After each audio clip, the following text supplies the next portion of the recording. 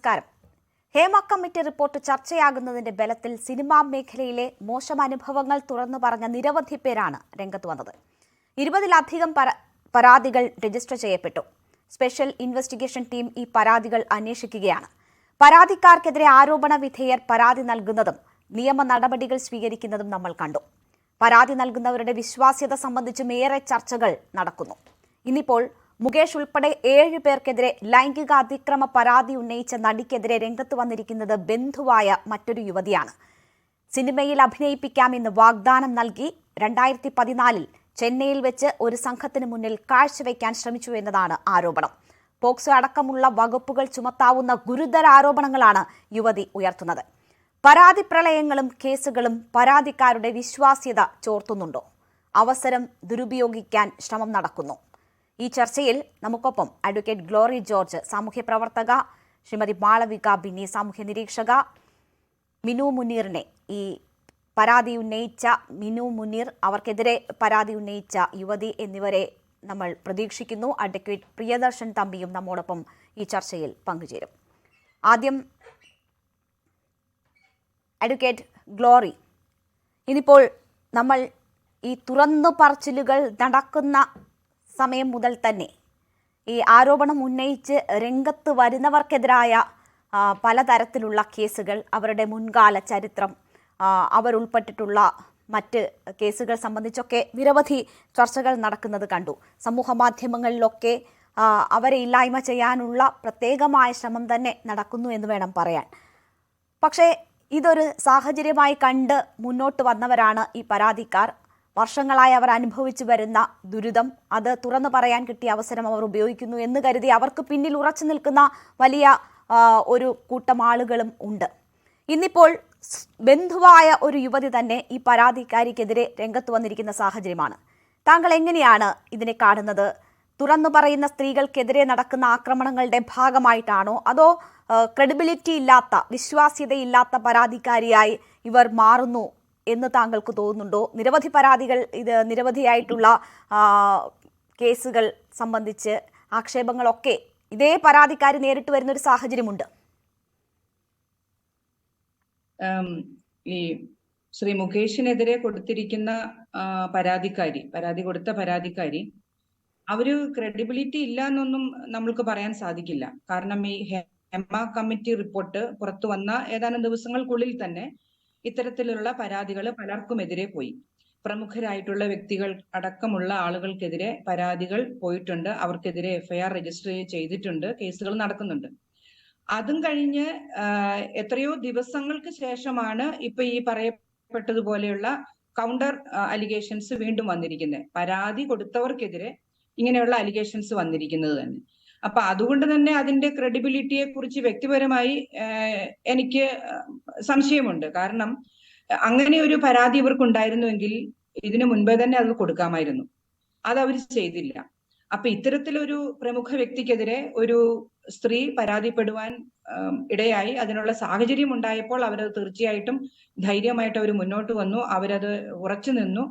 ആ പരാതിയുമായിട്ട് ഇപ്പോഴും അവർ മുന്നോട്ട് പോകുന്നു. അപ്പോൾ ഇപ്പോൾ കൊടുത്ത ഈ പരാതി അതിൽ എത്രമാത്രം സാധുതയുണ്ടെന്നുള്ള കാര്യം ഈ പറഞ്ഞ ഇൻവെസ്റ്റിഗേഷൻ ടീം, അല്ലെങ്കിൽ അത് അന്വേഷിക്കുന്ന പോലീസ്, ഇപ്പം ഗുരുതരമായിട്ടുള്ള ആരോപണങ്ങൾ ഈ പറഞ്ഞ പോലെ പോക്സോ നിയമം വരെ, ഇപ്പൊ 2012 പോക്സോ നിയമം നിലയിൽ വരുന്നത്.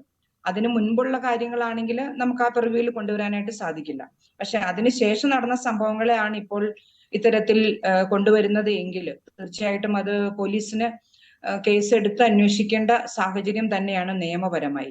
തീർച്ചയായും 2014 16 വയസ്സുള്ളപ്പോൾ നടന്ന സംഭവം എന്ന നിലയിലാണ് ഈ യുവതി കാര്യങ്ങൾ അവതരിപ്പിക്കുന്നത്. അത് തീർച്ചയായും അപ്പോൾ പോക്സോ നിയമത്തിനുള്ളിൽ വരികയും ആ നിലയിലുള്ള നടപടികൾ സ്വീകരിക്കപ്പെടാൻ പറ്റുന്നതുമായിട്ടുള്ള ഒരു പരാതിയായി തന്നെ വേണം കാണാൻ.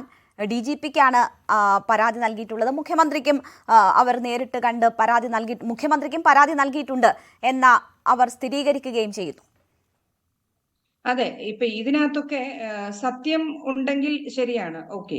പക്ഷെ ഇതിലൊരു സത്യസന്ധത ഇല്ലാത്ത ഒരു പരാതിയാണ് എന്നിരിക്കട്ടെ. ഇത് ഇത്തരത്തിൽ പീഡിപ്പിക്കപ്പെട്ട സ്ത്രീകള് ധൈര്യമായിട്ട് മുന്നോട്ട് വന്ന് ഇത്തരത്തിൽ പരാതികൾ പ്രമുഖ വ്യക്തികൾക്കെതിരെ പറയുമ്പോൾ ഇത്തരത്തിലുള്ള കൗണ്ടർ അലിഗേഷൻസ് എത്രയോ ദിവസങ്ങൾക്ക് ശേഷം, ആഴ്ചകളായിപ്പോൾ അല്ലെ, അതിനുശേഷം കൊണ്ടുവരിക എന്ന് പറയുന്നത് തീർച്ചയായിട്ടും ഇത്തരത്തിലുള്ള പീഡന പരാതികൾ സത്യമായ രീതിയിൽ നേരിട്ട് പറയുന്ന ആളുകളുടെ മനോവീര്യം കെടുത്താൻ വേണ്ടി, അല്ലെങ്കിൽ ഇനി ഇത്തരത്തിലുള്ള പരാതികൾ അങ്ങനെ ഉള്ളവരെ കുറിച്ചൊന്നും പറയാൻ പാടില്ല എന്നൊരു തരത്തില് അവരെ ഭയപ്പെടുത്തുക, അല്ലെങ്കിൽ അവരുടെ വീര്യം തകർക്കുക. ഇനിയിപ്പോ എന്തിനാ ഇങ്ങനെയൊക്കെ പോകുന്നത്, ഇതിന്റെ ഒന്നും ആവശ്യമില്ലല്ലോ എന്നുള്ള രീതിയിൽ അവരെ തളർത്തുക എന്നുള്ള ഉദ്ദേശത്തോടു കൂടി ആയിരിക്കണം. പിന്നെ ഞാൻ പറഞ്ഞല്ലോ, ഇതിന്റെ സത്യാവസ്ഥയൊക്കെ കണ്ടുപിടിക്കേണ്ടത് പോലീസിന്റെ ദൗത്യമാണ്.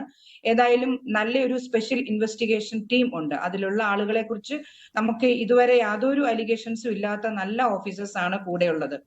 അവര് വ്യക്തമായിട്ടും ഇതിന്റെ കാര്യങ്ങൾ സത്യം പുറത്തു കൊണ്ടുവരും എന്ന് തന്നെ വിശ്വസിക്കാം. പിന്നെ ഇന്ന് വന്ന അലിഗേഷൻസും ഇതിനു മുൻപ് കൊടുത്ത പരാതികളുടെ കാര്യങ്ങളുമായിട്ട് നമ്മൾ കൂട്ടിച്ചേർക്കേണ്ട ആവശ്യമില്ല. അത് അതിൻ്റെതായ രീതിയിൽ സത്യസന്ധമായിട്ട് തന്നെ മുന്നോട്ട് പോകട്ടെ. കുറ്റം ചെയ്തവരാരായിരുന്നാലും അവരുടെ മുഖം പുറത്തു കൊണ്ടുവരണം. അവർക്ക് നിയമം അർഹിക്കുന്ന രീതിയിലുള്ള, നിയമം കൊടുക്കുന്ന രീതിയിലുള്ള ഏറ്റവും നല്ല ശിക്ഷ ഉറപ്പാക്കുക തന്നെ ചെയ്യണം എന്ന അഭിപ്രായമാണ് എനിക്കുള്ളത്. ശരി, ശ്രീമതി മാളവിക ബിന്നി, നമ്മൾ ഈ തുടർ പരാതികൾ വരുന്നു, അത് അനുകൂലമായ ഒരു സാഹചര്യം സൃഷ്ടിച്ചതിന് ശേഷം തന്നെ ഈ പരാതികളിൽ അവരുടെ വിശ്വാസ്യത ചോരുന്നുണ്ടോ എന്ന സംബന്ധിച്ച് ചർച്ച ചെയ്യേണ്ടി വരുന്നു എന്ന ഒരു സാഹചര്യമുണ്ട്. അത് ആവർത്തിച്ച് ചെയ്യേണ്ടി വരുന്നു എന്ന ഒരു സാഹചര്യത്തിലേക്ക് കാര്യങ്ങൾ എത്തുകയാണ്.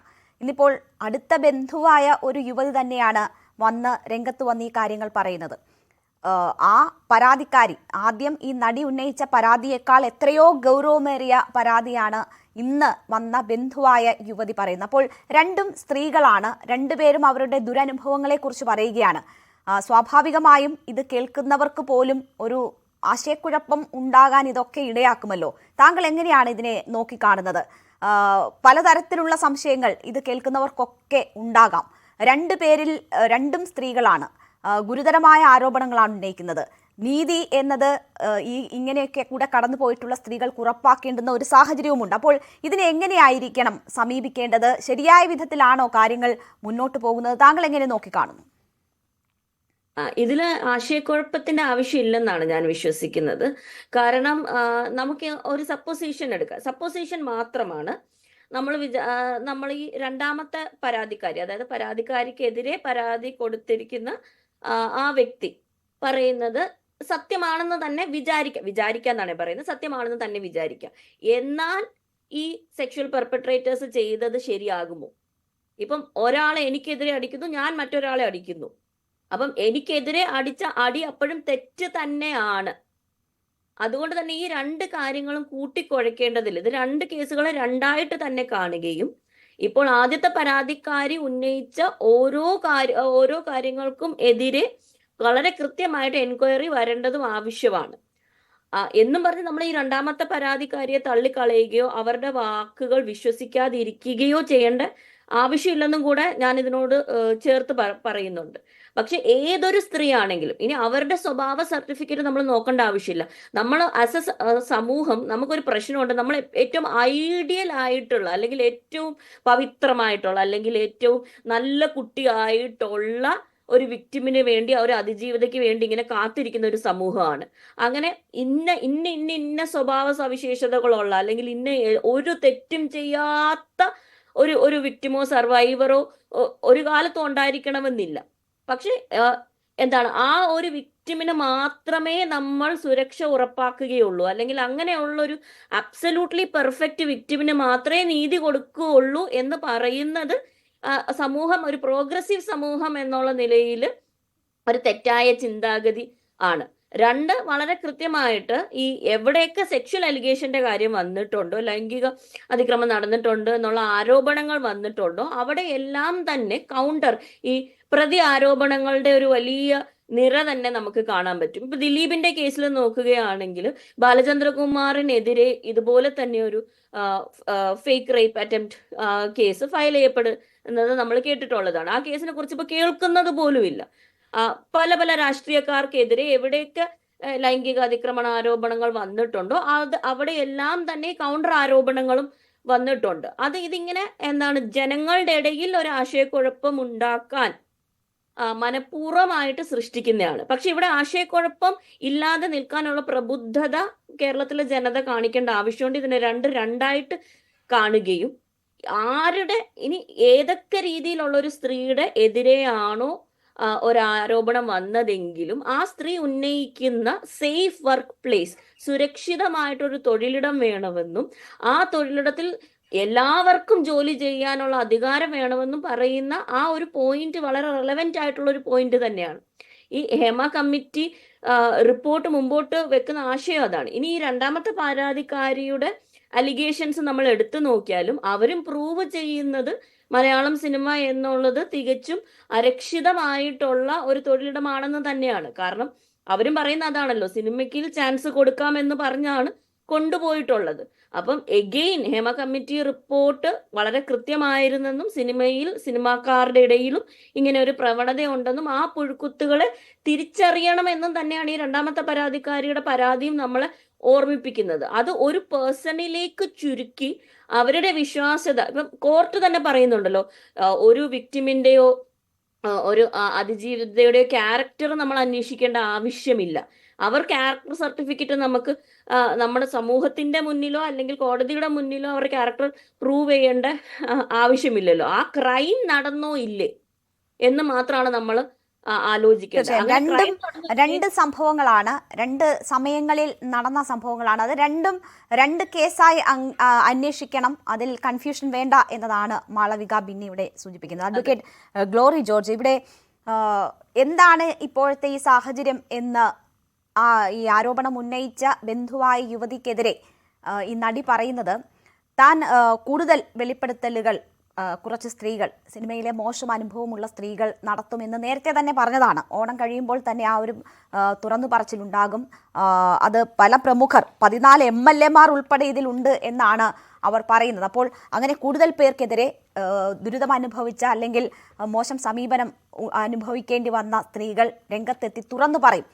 അതിന് താൻ ശ്രമിച്ചുകൊണ്ടിരിക്കുകയായിരുന്നു. അപ്പോൾ ഇത് തടയിടുക എന്ന ലക്ഷ്യത്തോടു കൂടിയാണ് ഇപ്പോൾ ഇങ്ങനെ ഒരു ആരോപണം തനിക്കെതിരെ ഉന്നയിക്കുന്നത്. ഇതിന് പിന്നിൽ രാഷ്ട്രീയമുണ്ട് എന്നതാണ് ഈ നടി പറയുന്നത്. അപ്പോൾ അങ്ങനെ കണക്ട് ചെയ്യാവുന്നതാണോ? കൂടുതൽ തുറന്നു പറച്ചിലുകൾ ഉണ്ടാവുക, അല്ലെങ്കിൽ അങ്ങനെയുള്ള ഒരു സാഹചര്യത്തിൽ അവരെ ഭയപ്പെടുത്തി പിന്തിരിപ്പിക്കാൻ കേസുകൾ കൊണ്ട്, അതും ഇത്രയും ഗുരുതരമായ തരത്തിലുള്ള കേസുകളൊക്കെ ആണെങ്കിൽ ഒരുപക്ഷെ അവരെ പിന്തിരിപ്പിക്കാൻ കഴിയും എന്ന ഒരു ശ്രമത്തിന്റെ ഭാഗമാണ് എന്ന് പറയുന്നതിന് നമ്മൾ വിശ്വസിക്കേണ്ടതുണ്ടോ?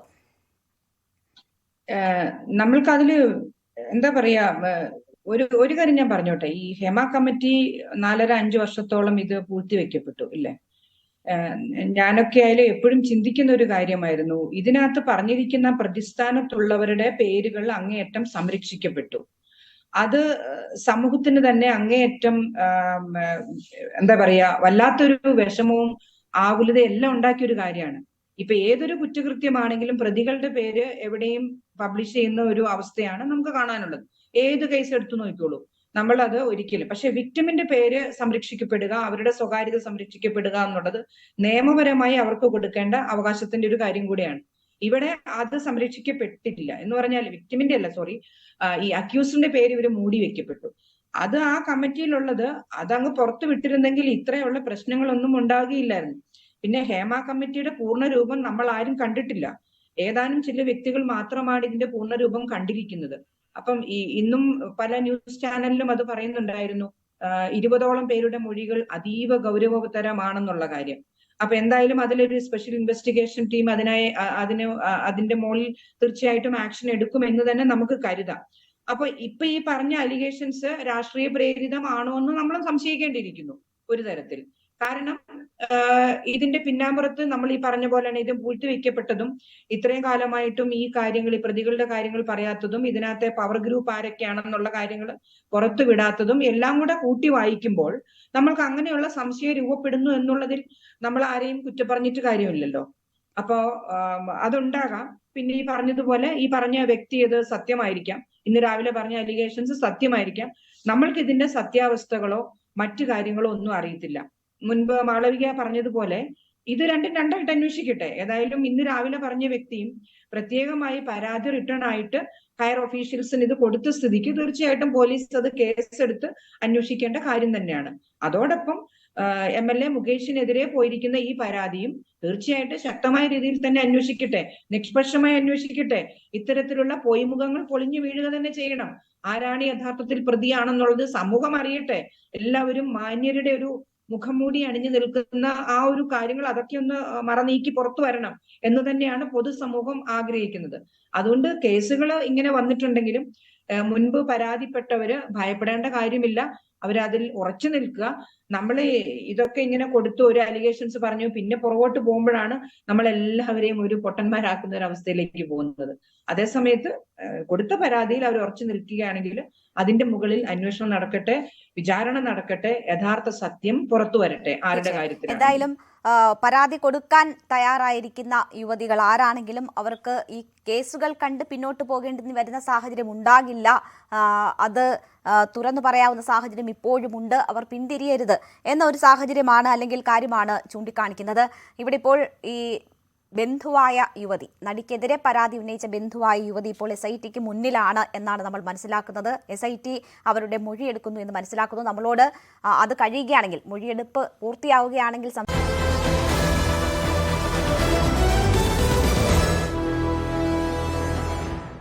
വീണ്ടും ചർച്ചയിലേക്ക് അഡ്വക്കേറ്റ് പ്രിയദർശൻ തമ്പി കൂടി നമുക്കൊപ്പം ഈ ഘട്ടത്തിൽ ചേരുകയാണ്. അഡ്വക്കേറ്റ് പ്രിയദർശൻ തമ്പി, മുകേഷ് ഉൾപ്പെടെ 7 പേർക്കെതിരെ പരാതി നൽകിയ നടിക്കെതിരെയാണ് ഇപ്പോൾ ബന്ധുവായ യുവതി രംഗത്ത് വന്നിരിക്കുന്നത്. ഈ യുവതിയുടെ തന്നെ പരാതിയിൽ മുൻകൂർ ജാമ്യാപേക്ഷ പരിഗണിക്കുമ്പോൾ ജഡ്ജി നടത്തിയ ചില പരാമർശങ്ങളുണ്ട്. വിശ്വാസ്യത നഷ്ടപ്പെടുന്നു അല്ലെങ്കിൽ വൈരുദ്ധ്യങ്ങളുണ്ട് എന്ന തരത്തിൽ തോന്നിപ്പിക്കുന്ന ചില പരാമർശങ്ങൾ നമ്മൾ കണ്ടതാണ്. അതേ നടിക്കെതിരെയാണ് ഇപ്പോൾ ബന്ധുവായ യുവതി പോക്സോ ഉൾപ്പെടെ ചുമത്താവുന്ന കുറ്റങ്ങളുള്ള ഗുരുതര ആരോപണങ്ങൾ അവർക്കെതിരെ ഉന്നയിക്കുന്നത്. ഇത് ഈ കേസിനെ ഏതെങ്കിലും തരത്തിൽ സ്വാധീനിക്കാനിടയുണ്ടോ? അല്ല, ഈ 2 കേസുകളും എന്റെ വ്യക്തിപരമായ അഭിപ്രായത്തിൽ ഈ 2 കേസുകളും പോലീസ് വളരെ സൂക്ഷ്മമായി അന്വേഷിക്കണം എന്നുള്ളത് തന്നെയാണ്. കാരണം നമുക്കറിയാം, ഈ ഇങ്ങനെയുള്ള ഇപ്പോൾ അതിജീവിത തീർച്ചയായിട്ടും സ്ത്രീകൾക്ക് നീതി ലഭിക്കണമെന്നും ഇത്തരത്തിലുള്ള ചൂഷണത്തിന് വിധേയമാകുന്ന സ്ത്രീകളെ പ്രൊട്ടക്ട് ചെയ്യണമെന്നും നമ്മുടെ നിയമത്തിൽ പറയുന്നുണ്ട്. ഉദാഹരണത്തിന് പോക്സോ വകുപ്പ് അനുസരിച്ചാണെങ്കിൽ ഒരു പോക്സോ കേസ് ഇപ്പോൾ വളരെ ഗുരുതരമായ ഒരു ക്രിമിനൽ ഒഫൻസ് ആണ് പോക്സോ കേസ്. ആ കേസിൽ ഒരു ഇൻഫർമേഷൻ കിട്ടുകയാണെങ്കിൽ പോലീസ് ഇമ്മീഡിയറ്റ്ലി കേസ് എടുത്തേ പറ്റൂ. 376 കേസും അത്തരത്തിലെ ഈ ഡൽഹി സംഭവത്തിന് ശേഷം നമുക്കറിയാം ഒരുപാട് അമെൻമെന്റുകൾ മുമ്പത്തേക്കാൾ കൂടുതൽ 376 കേസുകൾ വന്നിട്ടുണ്ട്. എന്നാൽ ഒറ്റപ്പെട്ടതാണെങ്കിൽ പോലും ഒട്ടനവധി ഫാൾസ് കേസുകളും ഉണ്ടാകുന്നുണ്ട് എന്ന് നമുക്ക് പറയാതിരിക്കാൻ കഴിയില്ല. കാരണം ഈ ബെനവലന്റ് പ്രൊവിഷൻസിനെ, നിയമത്തിലുണ്ടായിരിക്കുന്ന ഇത്തരത്തിലുള്ള വെൽഫെയർ ആയിട്ടുള്ള പ്രൊവിഷൻസിനെ തങ്ങളുടെ വ്യക്തി വിരോധം തീർക്കുവാൻ വേണ്ടിയും അത് തങ്ങൾക്ക് അനുകൂലമാക്കുവാനും വേണ്ടിയുള്ള ഒറ്റപ്പെട്ട ചില കേസുകൾ ഉണ്ടാകാറുണ്ട് എന്നുള്ളത് കോടതികളുടെ ശ്രദ്ധയിലും ഇപ്പോൾ പെട്ടിട്ടുണ്ട്. അതുകൊണ്ട് തന്നെയാണ് പോലീസ് തീർച്ചയായിട്ടും ഇത്തരത്തിലുള്ള കേസുകൾ അന്വേഷിക്കുമ്പോൾ അത് പ്രൈമ ഫേസി കേസുണ്ടോ എന്നുള്ളത് അന്വേഷിക്കണമെന്ന് പറയുന്നത്. ഇതുമായി ബന്ധപ്പെട്ട് തന്നെ നമുക്ക് പറയുകയാണെങ്കിൽ ഈ ഹേമ കമ്മീഷന്റെ വിവാദവുമായി ബന്ധപ്പെട്ടുകൊണ്ടാണ് ഇപ്പോൾ മുകേഷിനെതിരെ ആയാലും ശരി, രഞ്ജിത്തിനെതിരെയായാലും ശരി, സിദ്ദിഖിനെതിരെയായാലും ശരി, VK പ്രകാശ്, ജയസൂര്യ ഉൾപ്പെടെയുള്ള സിനിമാ രംഗത്ത് പ്രവർത്തിക്കുന്ന പ്രമുഖരായിട്ടുള്ള വ്യക്തികൾക്കെതിരെ ഇപ്പോൾ ഈ അടുത്ത കാലത്ത് കേസുകൾ വന്ന കാര്യം നമുക്കറിയാം. പക്ഷെ അതിലെ ഏറ്റവും പ്രധാനപ്പെട്ട ഒരു കാര്യം നമ്മൾ പൊതുസമൂഹം അറിയേണ്ടതും മനസ്സിലാക്കേണ്ടതും, ഈ ഇപ്പോൾ വന്നിരിക്കുന്ന ഈ സിനിമാ പ്രവർത്തകർക്കെതിരെ വന്നിരിക്കുന്ന കേസുകളിലുള്ള അതിജീവിതമാർ ഒന്നും തന്നെ ഹേമ കമ്മീഷൻ മുമ്പാകെ മൊഴി കൊടുത്തവരല്ല. കാരണം അവര് ഹേമ കമ്മീഷൻ ഉണ്ടാക്കിയ വിസ്ഫോടനത്തിൽ നിന്നാണ് ഈ കേസുകളെല്ലാം വന്നത് എങ്കിൽ പോലും അവരാരും ഹേമ കമ്മീഷൻ മുമ്പാകെ മൊഴി കൊടുത്തവരല്ല. അപ്പൊ അവരെല്ലാം ഫ്രഷ് ആയിട്ട് ഇപ്പോൾ മൊഴി കൊടുത്തപ്പെട്ടവരാണ് മുമ്പുണ്ടായ ഒരു സംഭവത്തിന്. അപ്പോൾ അതിന്റെ എല്ലാം അടിസ്ഥാനത്തിലാണ് കോടതി അവർക്ക് ജാമ്യം കൊടുത്തത്, താങ്കളോട് സൂചിപ്പിച്ചതുപോലെ തന്നെ.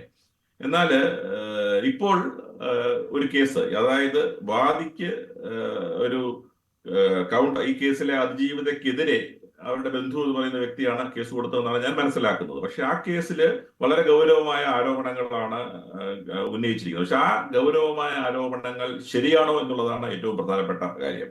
ഉദാഹരണത്തിന് ഇങ്ങനൊരു കേസ് അവർ കൊടുത്തതിന് ശേഷമാണ് ഇവരിപ്പോൾ പുതിയൊരു കേസുമായി വന്നിരിക്കുന്നത്. അപ്പോൾ സ്വാഭാവികമായും അഭിഭാഷകരുടെ ഭാഷയിൽ പറഞ്ഞാൽ ഒരു കൗണ്ടർ കേസ് എന്നോ കൗണ്ടർ ബ്ലാസ്റ്റ് എന്നോ ഒക്കെ വേണമെങ്കിൽ നമുക്ക് വിശേഷിപ്പിക്കാം. എന്നതുകൊണ്ട് മാത്രം അവര് അതിന് ഇങ്ങനെ കൊടുത്തു എന്നതുകൊണ്ട് മാത്രം അവരുടെ കേസ് മോശമാണെന്ന് നമുക്ക് പറയാൻ കഴിയും. അതുകൊണ്ട് തീർച്ചയായിട്ടും പോലീസിന് വലിയ ഉത്തരവാദിത്വമാണ്, അല്ലെങ്കിൽ സ്പെഷ്യൽ ഇൻവെസ്റ്റിഗേഷൻ ടീമിന് വലിയ ഉത്തരവാദിത്തമാണ് ഇത്തരത്തിലുള്ള കേസുകൾ ഉള്ളത്. കാരണം ഈ പതിരിൽ നിന്ന് നെല്ല് നമ്മൾ വേർതിരിച്ചെടുക്കുന്നത് പോലെ ഇത്തരത്തിലുള്ള അലിഗേഷൻസ് വരുമ്പോൾ ആ അലിഗേഷൻസിലെ സത്യം മുഴുവൻ സത്യമാണോ, എത്രത്തോളം സത്യമുണ്ട്, അല്ലെങ്കിൽ എന്തിനു വേണ്ടിയാണ് ഇത്തരം ആരോപണങ്ങൾ സത്യമല്ലെങ്കിൽ കൊടുത്തിട്ടുള്ളത് എന്നുള്ളതിനെ കുറിച്ചെല്ലാം വളരെ കൃത്യമായ അന്വേഷണം നടത്തേണ്ടതുണ്ട്. ഹൈക്കോടതിയുടെ ഡിവിഷൻ ബെഞ്ച് പറഞ്ഞിട്ടുള്ളതുപോലെ നമ്മുടെ രാജ്യത്തെ അതിജീവിതമാരുടെ ഇത് നമ്മൾ അവകാശങ്ങൾ സംരക്ഷിക്കുന്നതിനോടൊപ്പം തന്നെ ഫാൾസായി ഇംപ്ലിക്കേറ്റ് ചെയ്യപ്പെടുന്ന വ്യക്തികളുടെയും ഉണ്ടെങ്കിൽ അവരുടെയും അവകാശങ്ങൾ സംരക്ഷിക്കാനുള്ള ബാധ്യത നമ്മുടെ നിയമവ്യവസ്ഥയ്ക്ക് ഉണ്ട് എന്ന് നമ്മൾ മറന്നുകൂടാ. അതുകൊണ്ട് തന്നെ ഇത്തരത്തിലുള്ള ആരോപണങ്ങൾ ആർക്കെതിരെ വന്നാൽ പോലും ഈ പ്രത്യേക സാഹചര്യത്തിൽ അതിനെക്കുറിച്ച് കൃത്യമായി തന്നെ അന്വേഷിക്കണം. കാരണം അന്വേഷിക്കണമെന്ന് പറയാൻ കാരണം ഇതൊന്നും ഇപ്പൊ ഈ അടുത്തുണ്ടായ സംഭവങ്ങളായിരിക്കില്ല, ഇതെല്ലാം നേരത്തെ ഉണ്ടായ സംഭവങ്ങളാണ്. എന്ത് സാഹചര്യം ഇപ്പോൾ ചിലർക്ക് പ്രത്യേകിച്ചും സെക്ഷൽ ഒഫൻസസ് നമുക്കറിയാം. ഒരാള് ഒരു സംഭവം ഉണ്ടായാൽ, അല്ലെങ്കിൽ ഞാൻ എന്ന വ്യക്തി ഒരു സ്ത്രീയാണെങ്കിൽ എനിക്കൊരു സംഭവം ഉണ്ടായാൽ ഉടനെ ചിലപ്പോൾ നമുക്ക് പരാതി കൊടുക്കാൻ കഴിയില്ല. നമ്മൾ അപ്പോഴത്തെ മാനസികാവസ്ഥ അപ്പോഴായിരിക്കും. അതുകൊണ്ട് ഡിലേ ഉണ്ടായി എന്നുള്ള ഒറ്റ കാരണത്താൽ സാധാരണ അടിക്കേസോ കൊലപാതക കേസോ പോലെ ഒരു കേസിൽ കംപ്ലൈന്റ് ഫയൽ ചെയ്യാൻ ഡിലേ ഉണ്ടായി എന്നുള്ളത് കൊണ്ട് ആ കേസ് നമുക്ക് എഴുതിത്തള്ളാൻ കഴിയില്ല. കാരണം പല സാഹചര്യങ്ങളും ഉണ്ടാകാം. ഒരു സ്ത്രീയെ സംബന്ധിച്ചിടത്തോളം ചിലപ്പോൾ ഭയന്ന് പരാതി കൊടുക്കില്ല, അല്ലെങ്കിൽ സ്വന്തം സംരക്ഷണം ഓർത്ത് പരാതി കൊടുക്കില്ല, മാനഹാനി ഓർത്ത് പരാതി കൊടുക്കില്ല, അല്ലെങ്കിൽ മറ്റ് സാഹചര്യങ്ങൾ ഓർത്ത് പരാതി കൊടുക്കില്ല. അപ്പോൾ അതുകൊണ്ട് അവർ പരാതി കൊടുക്കാൻ താമസിച്ചു എന്നുള്ളത് ഒരിക്കലും അവരെ ഒരു കാരണമല്ല. തീർച്ചയായും ഞാൻ ഈ പരാതി ഉന്നയിച്ച ബന്ധുവായ യുവതിയോട് സംസാരിച്ചിരുന്നു. അപ്പോൾ എന്തുകൊണ്ട് ഇങ്ങനെ ഒരു കാലതാമസം എന്ന് ചോദിച്ചപ്പോൾ ആ പെൺകുട്ടി എന്നോട് പറഞ്ഞത് 2009 സംഭവമാണ് ഈ നടി ഇപ്പോൾ പരാതിയായി പറഞ്ഞിരിക്കുന്നത്. അപ്പോൾ 2014 നടന്ന സംഭവം എനിക്കിപ്പോൾ പറഞ്ഞുകൂടെ? അതും മാത്രവുമല്ല, പലർക്കുമെതിരെ ഇവർ പരാതിയുമായി രംഗത്ത് വരുന്നു. ഇവർ യഥാർത്ഥത്തിൽ ഇങ്ങനെയുള്ള ഒരാളാണ് എന്ന് ഈ അവസരത്തിൽ എനിക്ക് തുറന്നു പറയണമെന്ന് തോന്നി, അതുകൊണ്ട് പരാതി നൽകി എന്നതാണ് ആ പെൺകുട്ടി പറയുന്നത്. പക്ഷേ നേരിട്ട് വന്ന് സംസാരിക്കാമെന്ന് പറഞ്ഞിരുന്നു. പക്ഷേ ഇപ്പോഴും അവർ SITക്ക് മുന്നിലാണ് എന്നാണ് മനസ്സിലാക്കുന്നത്. മാളവിക ബിന്നി, ഇവിടെ നമ്മൾ തന്നെ ഇതേ സമയം ഒരു ദിവസം ചർച്ച ചെയ്തത് SITക്കെതിരെ ഈ പരാതിക്കാരായ ആളുകൾ രംഗത്ത് വരുന്നുണ്ടായിരുന്നു. അപ്പോൾ ഈ മിനു മുനീർ തന്നെ നമ്മളോട് സംസാരിക്കുമ്പോൾ പറഞ്ഞു, SITക്ക് മറ്റു കാര്യങ്ങൾ അന്വേഷിക്കുന്നതിലാണ് കൂടുതൽ താല്പര്യം. എൻ്റെ പേഴ്സണൽ കാര്യങ്ങൾ അന്വേഷിക്കുന്നു, ഞാനുമായി ബന്ധപ്പെട്ടുള്ള വിവരങ്ങൾ തേടുന്നു, എൻ്റെ സ്വകാര്യത ഇല്ലാതാക്കുന്നു തുടങ്ങി വലിയ രീതിയിലുള്ള പരാതി ഈ SITയുടെ പ്രവർത്തനങ്ങളുമായി ബന്ധപ്പെട്ട് അവർ പറയുന്നുണ്ടായിരുന്നു.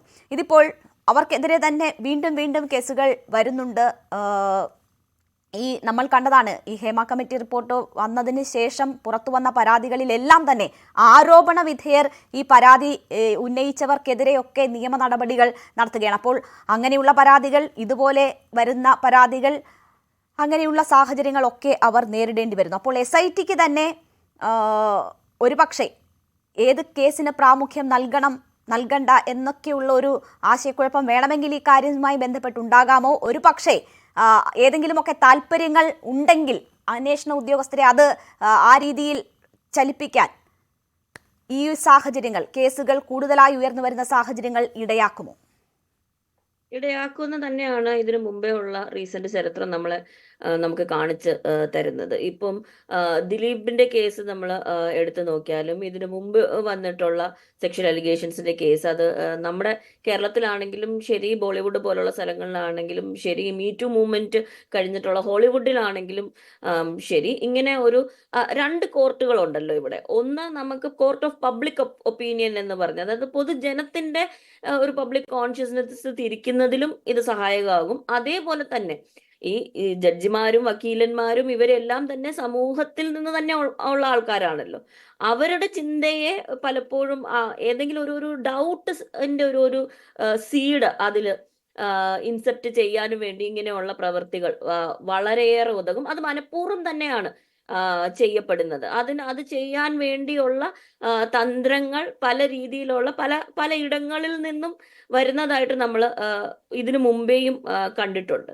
പക്ഷെ നിരന്തരമായിട്ട് ഈ അതിജീവിതകളുടെ ക്യാരക്ടറിനെ കുറിച്ചുള്ള ഒരു അന്വേഷണം ഈ പോലീസ് വൃന്ദങ്ങളിൽ നിന്ന് പലപ്പോഴായിട്ട്, അത് ഇവിടെ മാത്രമല്ല പല കേസുകളിലും കണ്ടിട്ടുണ്ട്. ഇപ്പൊ ഞാനൊരു സൈബർ ബുള്ളിങ് കേസ് കൊടുത്തിട്ടുണ്ട്. ഞാൻ ഒരു സൈബർ ബുള്ളിങ് കേസ് കൊടുത്തപ്പോൾ എനിക്ക് ആ സൈബർ ബുള്ളിങ് കേസിൽ നീതി കിട്ടിയ ആളാണ്. പക്ഷെ അതിൽ പോലും ഞാൻ എൻ്റെ ഭർത്താവിൻ്റെ കൂടെയാണോ ജീവിക്കുന്നത്, എൻ്റെ ഭർത്താവിൻ്റെ പെർമിഷനോടെ കൂടെയാണോ ഞാൻ ഈ സൈബർ ബുള്ളിങ് കേസ് കൊടുത്തത് എന്ന് വരെ എന്നോട് ചോദ്യം ചെയ്തിട്ടുണ്ട്. അപ്പൊ പലപ്പോഴും ഇതിന്റെ മുന വരുന്നത്, ഇതിന്റെ ബ്രണ്ട്, ഇതിന്റെ ആഘാതം വരുന്നത് ഈ ട്രോമ ഓൾറെഡി അനുഭവിച്ച അതിജീവിതകളുടെ സ്വകാര്യത പലപ്പോഴും സ്വകാര്യതയിലേക്കും അവരുടെ ജീവിതത്തിലേക്കുമാണ്. ഇത് നിയമങ്ങൾ മാറിയത് പോലീസുകാർ അറിയാത്തത് കൊണ്ടാണോ, അതോ നമ്മുടെ പോലീസുകാർക്കുള്ള ട്രെയിനിങ്ങിൽ എന്തെങ്കിലുമൊക്കെ പ്രശ്നങ്ങളുണ്ടോ എന്നൊക്കെ നമ്മൾ അതൊക്കെ അന്വേഷിക്കേണ്ടി ഇരിക്കുന്നു. കാരണം ഓഫ് കോഴ്സ് അവരുടെ അന്വേഷണത്തിൽ ഭാഗമായിട്ട് ചില കാര്യങ്ങൾ അവർക്ക് ചെയ്യേണ്ട തന്നെ വരും. പക്ഷെ അത് പറയുമ്പോഴും പലപ്പോഴും ഈ അതിജീവിതയെ ഫോക്കസ് ചെയ്ത് അല്ലെങ്കിൽ അതിജീവിതകളെ ഫോക്കസ് ചെയ്താണ് ഈ അന്വേഷണം നടത്തുന്നത്. ഈ ഒഫൻഡേഴ്സിനെ, ഈ വേട്ടക്കാരെ കേന്ദ്രീകരിച്ച അന്വേഷണം നടത്തണം എന്നുള്ള ഒരു അപേക്ഷ എപ്പോഴും ഈ പോലീസുകാരോട് നമ്മൾ വെക്കേണ്ട ഒരു ഗതികേട് വരുന്നു. അത് ഈ ഒരു വ്യഗ്രതയുണ്ടല്ലോ, ഈ അലിഗേഷൻ ഫേക്ക് ആയിരിക്കും.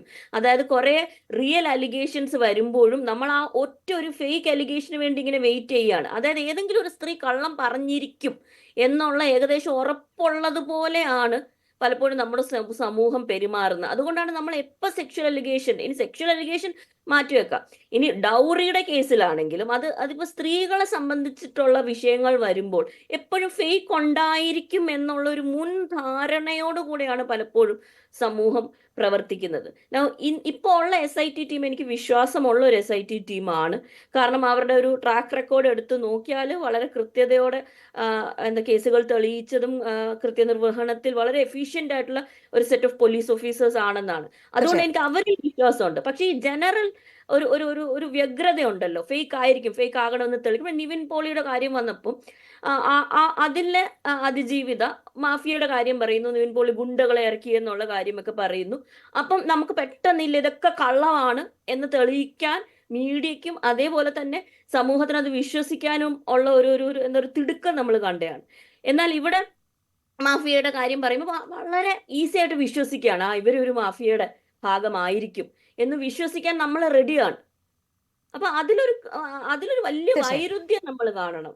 തീർച്ചയായും അതൊരു ജെൻഡർ വൈരുദ്ധ്യം തന്നെയാണ്. തീർച്ചയായും. അഡ്വക്കേറ്റ് ഗ്ലോറി ജോർജ്, ഇവിടെ ഇപ്പോൾ ഈ ആരോപണം ഉന്നയിച്ച നടിയെ സംബന്ധിച്ച്, പരാതി നൽകിയ നടിയെ സംബന്ധിച്ച് അവർ ഒരു ഇരയ്ക്ക് നൽകുന്ന തരത്തിലുള്ള ഏതെങ്കിലും സംരക്ഷണം ആവശ്യപ്പെടുന്ന ഒരു വ്യക്തിയല്ല. ചാനൽ ചർച്ചകളിൽ പോലും തൻ്റെ മുഖം കാണിച്ചോളൂ അല്ലെങ്കിൽ കാണിക്കണമെന്ന് വാശി പിടിക്കുന്ന ഒരു നടിയായിരുന്നു. അവർ എപ്പോഴും അവൈലബിൾ ആയിരുന്നു. ഏത് മാധ്യമം ഏതൊരു വിഷയവുമായി ബന്ധപ്പെട്ട് അവരോട് ചോദ്യങ്ങൾ ചോദിച്ചാലും അതിനൊക്കെ തുറന്ന് സംസാരിക്കുന്നതാണ്. അത് ജാമ്യാപേക്ഷ പരിഗണിക്കുമ്പോൾ അവർക്ക് തന്നെ വിലങ്ങുതടിയാവുകയും ചെയ്തു. അവർ പല ചാനലുകളിൽ പല കാര്യങ്ങൾ പറഞ്ഞിരിക്കുന്നു എന്നതുപോലും അവിടെ പ്രതിഭാഗം അഭിഭാഷകൻ സമർപ്പിക്കുകയും അത് ജാമ്യത്തിലേക്ക് നയിക്കുന്നതിനൊരു പരിധിവരെ അതൊക്കെ സഹായകമായി എന്ന് തോന്നുന്നു. ഇവിടെ ഇപ്പോൾ നമ്മൾ ഇതിൽ ആദ്യ പ്രതികരണം അവരുടേതിൽ ലഭിച്ചതിന് ശേഷം ഈ ചർച്ചയിൽ പങ്കെടുക്കുന്ന കാര്യം പറയാനായി നിരവധി സമയമായി അവരെ കോൺടാക്ട് ചെയ്യാൻ ശ്രമിക്കുകയാണ്. പക്ഷേ അവരെ കോൺടാക്ട് ചെയ്യാൻ കഴിയുന്നില്ല. അപ്പോൾ പുറമേക്ക് വന്ന് കാര്യങ്ങൾ തുറന്നു പറയുന്ന അവർക്ക് പോലും ഇതിപ്പോൾ ജാമ്യമില്ലാത്ത വകുപ്പ് ഉൾപ്പെടെ വേണമെങ്കിൽ ചുമത്താം, അല്ലെങ്കിൽ അങ്ങനെ അറസ്റ്റിലേക്കൊക്കെ പോകാൻ പറ്റും എന്ന ഒരു സാഹചര്യം ഉണ്ട്. അതുകൊണ്ട് തന്നെ ഉൾവലിയേണ്ടി വന്നിരിക്കുന്ന ഒരു സാഹചര്യമാണ്. ഇതിൻ്റെ യാഥാർത്ഥ്യം, ഈ പരാതിയുടെ യാഥാർത്ഥ്യം എന്ത് എന്നത് നമുക്കറിയില്ല. അപ്പോൾ പോലും വേണമെങ്കിൽ അങ്ങനെയൊക്കെ വേണമെങ്കിൽ ഉൾവലിയിപ്പിക്കാൻ, പരാതിക്കാരെ പിന്നോട്ട് പോകാൻ പ്രേരിപ്പിക്കാൻ ഈ സാഹചര്യമൊക്കെ ഉതകുമെന്നാണോ അത് സൂചിപ്പിക്കുന്നത്? അല്ല, അത് ഞാൻ നേരത്തെ പറഞ്ഞല്ലോ, ഇപ്പം പരാതി കൊടുക്കുന്ന ആരാണെങ്കിലും അവരുടെ മനോധൈര്യം അത് നഷ്ടപ്പെടാതെ സൂക്ഷിക്കുക. ഇപ്പൊ ഇന്ന് രാവിലെ കൊടുത്തതാണെങ്കിലും അവർ കൊടുത്തിരിക്കുന്നെന്ന് പറഞ്ഞാൽ ഈ പോക്സോ നിയമം നമ്മുടെ രാജ്യത്ത് നിർമ്മിക്കപ്പെട്ടിരിക്കുന്ന ഏറ്റവും ശക്തമായിട്ടുള്ള നിയമങ്ങളിൽ ഒന്ന് തന്നെയാണ് പോക്സോ നിയമം. അത് എന്താ പറയാ, ഇതിനു മുമ്പുള്ള ചരിത്രങ്ങൾ നമ്മൾ എടുത്തു നോക്കുകയാണെങ്കിൽ പോക്സോയുടെ പൂർവികമാണെന്നുണ്ടെങ്കിൽ അതിന്റെ ഗൗരവതരമായിട്ടുള്ള ഓരോ വകുപ്പുകൾ അനുസരിച്ച് അത് ഒരുപക്ഷെ ഇമ്മീഡിയറ്റ് അറസ്റ്റ്, ജയിൽവാസം, ഇതൊക്കെ നമ്മൾക്ക് നേരിടേണ്ട ഒരു കാര്യമാണത്. അപ്പൊ വന്നിരിക്കുന്ന കൗണ്ടർ അലിഗേഷൻസ് ഓഫ് കോഴ്സ് അത് ലേറ്റ് ആയിട്ടാണ് വന്നിരിക്കുന്നത്. ഈ പറഞ്ഞ പോലെ തന്നെ ഇതൊരു കൗണ്ടർ കേസായിട്ട് തന്നെയാണ് വരുന്നത്. അപ്പൊ അത് പറഞ്ഞല്ലോ, ഇപ്പം അങ്ങനെയുള്ള നേരത്തെ നമ്മുടെ അഡ്വക്കേറ്റ് പറഞ്ഞതുപോലെ പല കേസുകളും ചിലതെങ്കിലൊക്കെ ഈ മിസ്യൂസ് ഓഫ് ദി ആക്ട് അത് പലപ്പോഴും നമ്മൾ കേൾക്കുന്ന ഒന്നാണ്. പല കോടതികളിലും നമ്മൾ ചുരുക്കമായിട്ടെങ്കിലും ഒക്കെ കാണുന്ന ഒരു കാര്യം കൂടിയാണ്. അപ്പൊ അതുകൊണ്ട് സ്പെഷ്യൽ ഇൻവെസ്റ്റിഗേഷൻ ടീമിന്റെ വലിയൊരു ഉത്തരവാദിത്തമാണ്. ഇത് ഫേക്ക് ആണോ എങ്ങനെയാണോ എന്നുള്ളത്. ഏതായാലും അവർ അന്വേഷിക്കട്ടെ. നമ്മൾ അവർക്ക് പൂർണ്ണമായിട്ടും വിട്ടുകൊടുക്കുക. അനാവശ്യ ചർച്ചകൾ നമ്മൾ മാധ്യമങ്ങളും പൊതുസമൂഹവും അതുപോലെ തന്നെ സോഷ്യൽ മീഡിയയിലൂടെയുമുള്ള ഇത്തരത്തിലുള്ള വിചാരണകളൊക്കെ നമ്മൾ മാക്സിമം ഒഴിവാക്കുക. SIT അത് പൂർണ്ണമായിട്ടും അന്വേഷിക്കട്ടെ, ഇതിന്റെ സത്യാവസ്ഥ കണ്ടെത്തട്ടെ. തീർച്ചയായിട്ടും ഏതെങ്കിലുമൊക്കെ ഫാൾസ് അലിഗേഷൻസ് ആണ്, ഫാൾസ് കേസസ് ആണ് വന്നതെങ്കിൽ ഈ പറഞ്ഞ പോലെ നിയമപരമായിട്ട് അവർക്കെതിരെ നടപടി എടുക്കാനുള്ള സംവിധാനങ്ങളുണ്ട്. അപ്പൊ അത് നടക്കണം എന്ന് തന്നെയാണ് ഞാനും ആഗ്രഹിക്കുന്നത്. അപ്പൊ അത്തരത്തില് അത് ആ രീതിയിൽ പോകട്ടെ എന്നുള്ളതിന് നമുക്ക് ആ ഒരു SITയുടെ സ്വാതന്ത്ര്യത്തിന് നമ്മൾ വിട്ടുകൊടുക്കുക. അവരെ കൂച്ചുവലം ഇട്ട് മറ്റു തരത്തിലുള്ള ഇൻഫ്ലുവൻസ് അവർക്ക് വരുത്തി, പൊളിറ്റിക്കൽ ഇൻഫ്ലുവൻസ് വരുത്തി അവരെ ഒന്നും ചെയ്യാൻ പറ്റാത്ത ഒരു സാഹചര്യത്തിലേക്ക് കാര്യങ്ങളെ കൊണ്ട് എത്തിക്കരുത് എന്നുള്ളൊരു അഭ്യർത്ഥന കൂടി ഞാൻ നടത്തുകയാണ്. അവരെ ഫ്രീ ആയിട്ട് വിടുക. എന്തായാലും അങ്ങനെ ഉണ്ടാവില്ല എന്ന് വിചാരിക്കാം. ഹൈക്കോടതിയുടെ ഒരു മോണിറ്ററിംഗ് ഉണ്ട്. അതുകൊണ്ട് തന്നെ നമുക്ക് SITയിൽ ഒരു പ്രത്യാശയുണ്ട്. ആരോപണങ്ങൾ വരട്ടെ, പ്രത്യാരോപണങ്ങളും വന്നുകൊണ്ടേയിരിക്കും. ഒരു പക്ഷെ ഇത് രണ്ടും വേർതിരിച്ച് അതിന്റെ സത്യം കണ്ടെത്തുവാനായിട്ട് അവർക്ക് കഴിയട്ടെ എന്നുള്ള ആശംസയും പ്രാർത്ഥനയും മാത്രമാണ്. എന്തായാലും കുറ്റക്കാർ ഏത് കേസിലായാലും കുറ്റക്കാർ ശിക്ഷിക്കപ്പെടണം എന്ന് തന്നെയാണ് നമ്മളും ആഗ്രഹിക്കുന്നത്. അതിഥികളിലേക്ക് ഞാൻ തിരിച്ചെത്താം ചെറിയൊരു ഇടവേളയ്ക്ക് ശേഷം.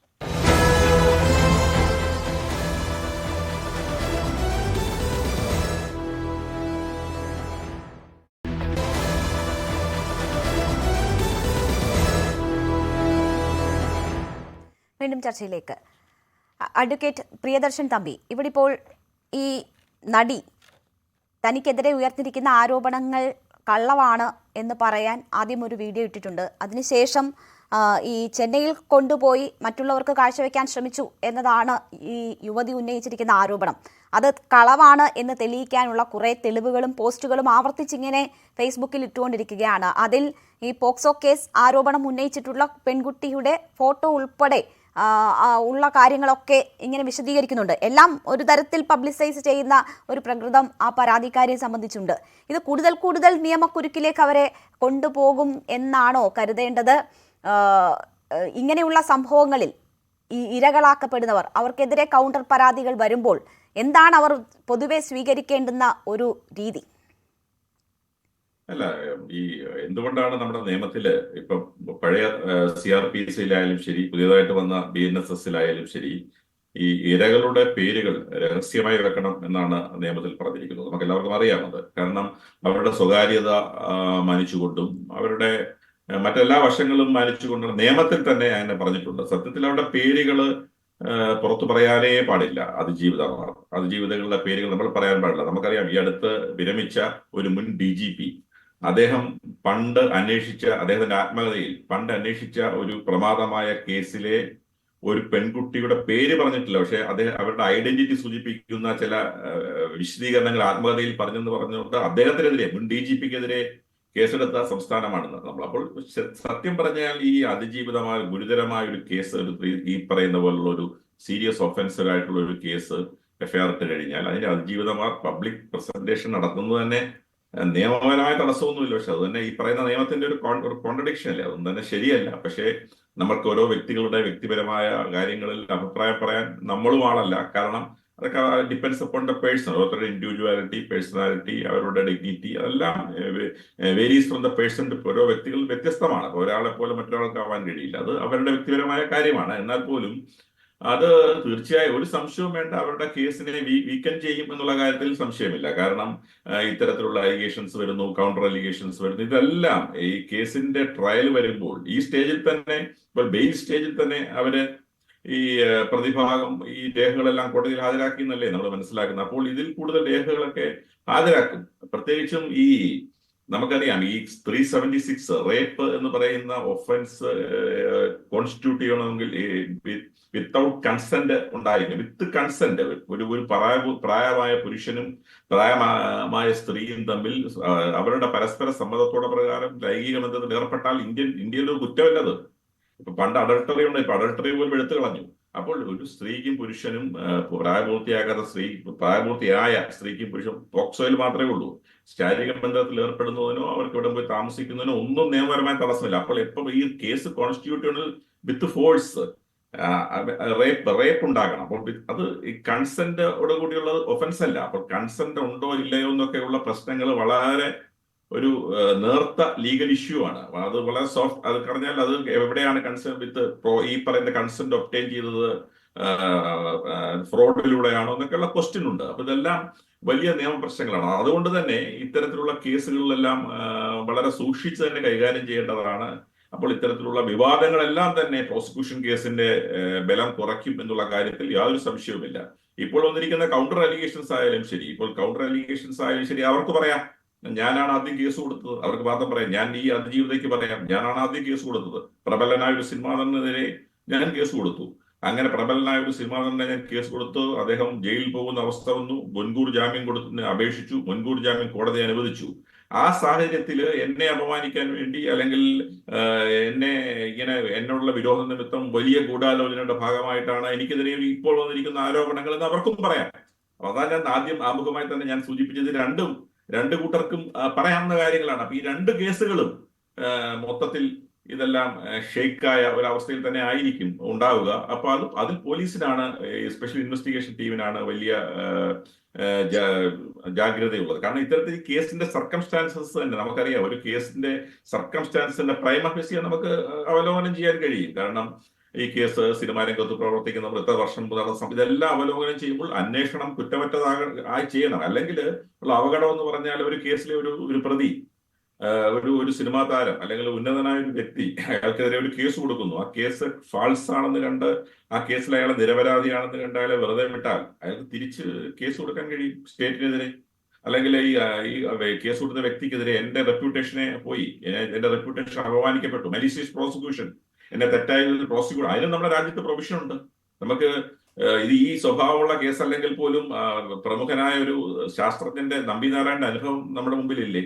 അദ്ദേഹത്തെ ഒരു കേസിൽപ്പെടുത്തി അദ്ദേഹത്തിനെതിരെ ഇപ്പോൾ എത്ര കോടി രൂപ നഷ്ടപരിഹാരം കൊടുക്കാൻ വേണ്ടിയാണ് സുപ്രീം കോടതി ഉൾപ്പെടെയുള്ള കോടതികൾ വിധിച്ചിരിക്കുന്നത്. അത് റിട്ടയറായ ഉദ്യോഗസ്ഥർക്കെതിരെ എത്രയോ വർഷമുള്ള. അപ്പോൾ ഇതെല്ലാം നമ്മുടെ രാജ്യത്ത് നിയമങ്ങളുണ്ട് എന്നുള്ളത് കൊണ്ട് തന്നെ പോലീസിന് വലിയ ഉത്തരവാദിത്വം ഇതിലുണ്ട്. കാരണം ഇതൊരു മലീഷ്യസ് പ്രോസിക്യൂഷൻ ആണോ, ഈ അലിഗേഷൻസ് മലീഷ്യസ് ആണോ, ഇതിന് വേറെ ഇന്റൻഷൻ ഉണ്ടോ ഇതിന്റെ പിറകിൽ എന്നുള്ളത് തീർച്ചയായിട്ടും പോലീസ് അന്വേഷിക്കണം. അന്വേഷിക്കാതെ ഇരിക്കാൻ പറ്റില്ല.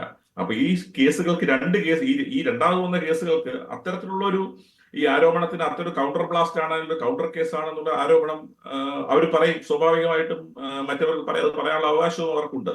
അപ്പോൾ ഏതാണ് അത് ശരി എന്നുള്ളത് പോലീസ് അന്വേഷിക്കണം. വിശദമായ അന്വേഷണത്തിലൂടെ മാത്രമേ അത് വ്യക്തമാവുകയുള്ളൂ. ശ്രീമതി മാളവിക ബിന്നി, ഇവിടെ ഇപ്പോൾ ഹേമ കമ്മിറ്റി റിപ്പോർട്ട് വരുന്നു, അത് വലിയ ചർച്ചയാകുന്നു. കൂടുതൽ തുറന്നു പറച്ചിലുകൾ ഉണ്ടാകുമ്പോൾ അത് മറ്റ് സിനിമാ മേഖലകളെ കൂടി എങ്ങനെ സ്വാധീനിക്കുന്നു എന്നത് നമ്മൾ കണ്ടതാണ്. തമിഴകത്ത് ചർച്ചകൾ ഉണ്ടാകുന്നു, അവിടെ മറ്റൊരു കമ്മിറ്റി വരുന്നത് നമ്മൾ കണ്ടു. ഇനിയിപ്പോൾ ജാനി മാസ്റ്റർ അറസ്റ്റിലായിരിക്കുന്ന ദിവസം കൂടിയാണ്.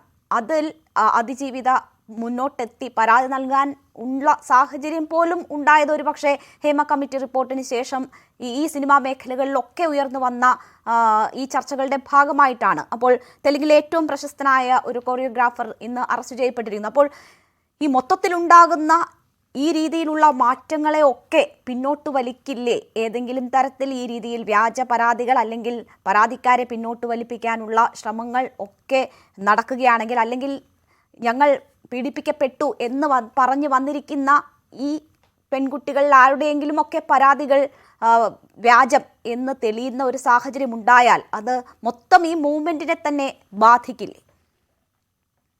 അങ്ങനെ ബാധിക്കേണ്ടതില്ലെന്നാണ് എനിക്ക് തോന്നുന്നത്. അവിടെയാണ് നമ്മൾ പൊതുസമൂഹവും സിവിൽ സൊസൈറ്റി ആക്ടിവിസ്റ്റുകളും മീഡിയയും ഒക്കെ ഉണർന്ന് പ്രവർത്തിക്കേണ്ടത്. അതായത് 100 അലിഗേഷൻസ് വരുന്നതിൽ ഇപ്പൊ 5 എണ്ണമോ 2 എണ്ണമോ ഫേക്ക് ആയാൽ മുഴുവനും ഫേക്ക് ആണെന്ന് നമ്മൾ കരുതേണ്ട ആവശ്യമില്ലല്ലോ. ഇപ്പം എപ്പോഴും സൈറ്റ് ചെയ്യപ്പെടുന്ന ഒരു റിപ്പോർട്ടാണ് കോടതിയിൽ വരുന്ന 10 കേസുകളിൽ 10 റേപ്പ് അറ്റംപ്റ്റ് കേസുകളിൽ 2 എണ്ണം ഫേക്ക് ആണ് എന്നുള്ളത്. ഈ 2 എണ്ണം പോലും ഫേക്ക് അല്ലാതെ ഔട്ട് ഓഫ് കോർട്ട് സെറ്റിൽമെന്റുകളാണ് എന്ന് പിന്നീടുള്ള പഠനങ്ങൾ തെളിയിച്ചു കഴിഞ്ഞു. പക്ഷെ ഈ ഒരു സ്റ്റാറ്റിസ്റ്റിക് എപ്പോഴും സൈറ്റ് ചെയ്യപ്പെടുന്നതാണ്. പക്ഷെ 8 എണ്ണവും റിയൽ ആയിട്ടുള്ളതാണ് എന്നുള്ളതിലാണ് നമ്മൾ എംഫസിസ് കൊടുക്കേണ്ടത്. നമ്മൾ പ്രാധാന്യം അവിടെയാണ് കൊടുക്കേണ്ടത്. അതിന് മീഡിയക്ക് വലിയൊരു റോള് പ്ലേ ചെയ്യാനുണ്ട്. അതുകൊണ്ട് തന്നെയാണ് ഈ പലപ്പോഴും ഈ ഫേക്ക് ആണെന്ന് തെളിയിക്കാൻ ഉള്ള ഒരു ശ്രമം ഉണ്ടല്ലോ, അത് ഭയങ്കരമായിട്ടും അതിനുള്ള പ്രോത്സാഹനം നമ്മൾ യൂട്യൂബ് വഴിയും സോഷ്യൽ മീഡിയ വഴിയും ഈ സ്ത്രീകൾ കള്ളം പറയുന്നു എന്ന് ശ്രമിക്കാൻ അങ്ങനെ വരുത്താനുള്ളൊരു ശ്രമം നമുക്ക് ഭയങ്കരമായിട്ട് കാണാൻ പറ്റും. എന്നാൽ ഇതേപോലുള്ള ഒരു വിചാരണയോ ഇന്ററോഗേഷനോ ഒന്നും തന്നെ ഈ ആരോപിക്കപ്പെട്ടവർക്കെതിരെ വരുന്നില്ല. ഇപ്പൊ മുകേഷിനെ ഇന്റർവ്യൂ ചെയ്യാൻ പോകുന്ന ഒരു ചാനലിനെയോ ജയസൂര്യ ഇന്റർവ്യൂ ചെയ്യാൻ പോകുന്ന ഒരു ചാനലിനെയോ ഇതിനു മുമ്പേ വിജയബാബുവിന്റെ ഇഷ്യൂ വന്നപ്പോൾ നമ്മളൊന്ന് ആലോചിച്ച് നോക്കണം. ഇതേപോലെ പേര് വെളിപ്പെടുത്തിയതാണ്. അതായത് വളരെ വിൽഫുൾ ആയിട്ട് മനഃപൂർവ്വമായിട്ട് ഫേസ്ബുക്ക് ലൈവിൽ വന്നിട്ട് അദ്ദേഹം പേര് വെളിപ്പെടുത്തിയിട്ടുണ്ട്. ദിലീപിന്റെ ഇഷ്യൂയിൽ അജു വർഗീസ് പേര് വെളിപ്പെടുത്തിയിട്ടുണ്ട്. അപ്പോഴൊന്നും ഇങ്ങനെ വലിയ അലിഗേഷൻസ് ഇവർക്ക് എതിരെ വരുന്നില്ല. നമുക്ക് കൃത്യമായിട്ട് സമൂഹം എടുത്ത ഒരു പക്ഷം വന്നുണ്ട്. പക്ഷെ ഇന്ന് ഇവിടെ ഈ പരാതിക്കാരി പേര് വെളിപ്പെടുത്തിയതും അല്ലെങ്കിൽ ഇമേജസ് വെച്ചതും അല്ലെങ്കിൽ അവർ തെളിവുകൾ നിരത്തുന്നതും ഒരു ലീഗൽ നിയമത്തിന്റെ പക്ഷത്തിൽ നിന്ന് അവർ കാണിക്കുന്നത് ചിലപ്പോൾ അവിവേകമായിരിക്കാം. പക്ഷെ അവർക്കത് തെളിയിക്കേണ്ടതുണ്ട്. കാരണം അവരുടെ വിശ്വാസ്യതയാണ് സമൂഹത്തിന് മുന്നിൽ ചോദ്യം ചെയ്യപ്പെടുന്നത്. അപ്പം ആ വിശ്വാസ്യത പർട്ടിക്കുലർലി അവർ പറയുന്നത് പോലെ 20ഓളം സ്ത്രീകൾ അല്ലെങ്കിൽ മേ ബി 50ഓളം സ്ത്രീകൾ, 2 കണക്കുകളും കേൾക്കുന്നു, 50ഓളം സ്ത്രീകൾ ഇങ്ങനെ സംസാരിക്കാൻ റെഡിയായിട്ട് നിൽക്കുന്നു. അവരെ ഒന്ന് സംഘടിപ്പിക്കുന്നതിൽ ഇവർക്കൊരു റോള് ഉണ്ട് എന്ന് പറയുന്ന ആ ഒരു കാര്യവും നമ്മൾ കണക്കിലെടുക്കേണ്ടതുണ്ട്. അപ്പം ചിലപ്പോൾ ഇവരുടെ വിശ്വാസ്യത കളയുന്നതിലൂടെ ഈ 20 പേർ, അതായത് മുന്നോട്ട് സംസാരിക്കാൻ വരാൻ തയ്യാറായി നിന്നവരെ നിരുത്സാഹപ്പെടുത്താനുള്ള ഒരു തന്ത്രവുമായിരിക്കാം ഇത്. അല്ലെങ്കിൽ 20 പേരുടെയും വിശ്വാസ്യത അതുവഴി ആശയക്കുഴപ്പത്തിലാക്കാനുള്ള ഒരു തന്ത്രവുമായിരിക്കാം ഇത്. അതുകൊണ്ട് തന്നെ പലപ്പോഴും നമ്മൾ ബെനിഫിറ്റ് ഓഫ് ദ ഡൗട്ട് ആർക്ക് കൊടുക്കുന്നു, ആരുടെ പക്ഷത്താണ് നമ്മൾ നിൽക്കേണ്ടത് എന്ന് സമൂഹം ചിന്തിക്കണം. മീഡിയയും ചിന്തിക്കേണ്ട വലിയ ആവശ്യമുണ്ട്. കാരണം ഈ കൗണ്ടർ അലിഗേഷനിൽ എനിക്ക് തോന്നിയ ഒരു പ്രശ്നം എന്നുള്ളത്, ഇതിനകത്ത് മുകേഷിനെതിരെയുള്ള അല്ലെങ്കിൽ ഇടവേള ബാബു, ജയസൂര്യക്കെതിരെ എല്ലാ 7ഓളം സിനിമാ പ്രവർത്തകർക്കെതിരെ പരാതി കൊടുത്ത ആ ഒരു നടിയുടെ വിശ്വാസ്യത തകർക്കാൻ ആണോ ഇത് എന്നുള്ളതൊരു ഒരു സംശയം ഉണ്ടാക്കുന്നത്. അവർക്കെതിരെ മാത്രമാണ് ഈ പരാതി കൊടുത്തിരിക്കുന്നത്.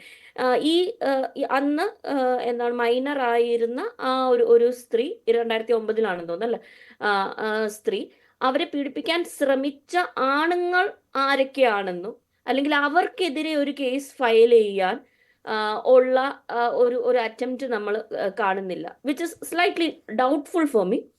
പക്ഷെ അവർക്ക് അങ്ങനെ ഒരു അവസ്ഥ മേ ബി ഉണ്ടായിരുന്നായിരിക്കാം.